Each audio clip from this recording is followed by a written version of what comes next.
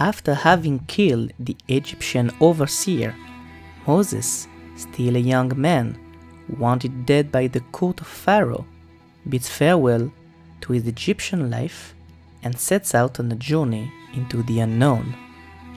He leaves behind the luxuries of Pharaoh's palace and embraces his true identity as a Hebrew. We all are used to thinking that Moses reached Yittro's place in Midian directly after he left Egypt. Well, my friend, there's more. King Kos, the powerful and battle-worn king of Kush, returns to his capital city after a victorious war against Syria and the eastern countries, seeking to maintain his dominion over conquered lands, claiming for independence. His absence allowed Bilam, a cunning sorcerer, and his two sons, Jannes and Jambres, to seize control of the city. King Kos and his army found themselves stuck outside their city. Bilam created obstacles on all its sides, walls on both sides, water with traps on the backside, and a moat full of venomous snakes on the front side. The Kushite army tried to reconquer their city, but in vain. Sometime later, Moses reaches the kingdom of Kush, finding the land in the midst of conflict and turmoil. Intrigued by the unfolding events, Moses joins the forces of King Kos.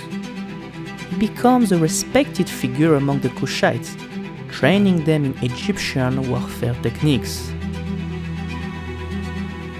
After 9 years, King Kos falls gravely ill and passes away.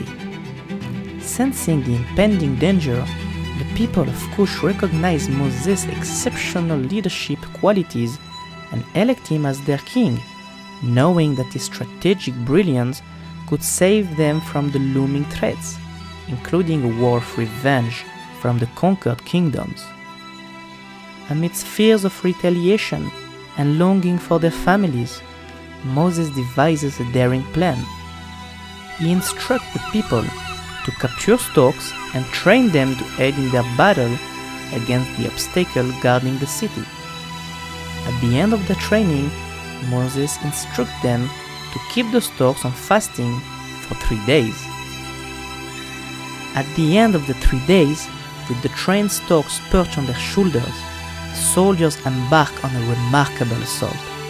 The storks swoop down, skillfully devouring the venomous snakes, clearing the way for the triumphant entry into the city. Amidst jubilant celebrations, the crown is placed upon Moses' head, symbolizing his rightful rule and giving him King Kos' widow, the Queen of Kush, as his wife.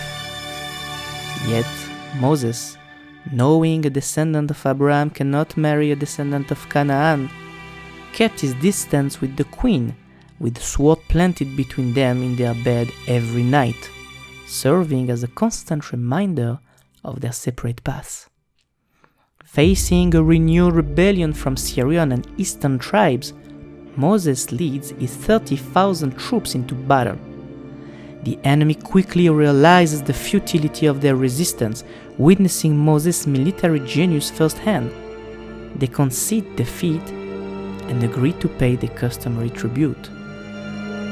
With order restored and his rule solidified, Moses governs the kingdom of Kush with wisdom and justice for 4 decades, bringing prosperity and peace to the land. However, discontentment lingers within the queen's heart due to her unfulfilled connection with the current king. In light of her objections and the potential ascension of King Kos' sons, Moses accepts the council's decision and bids farewell to the kingdom of Kush.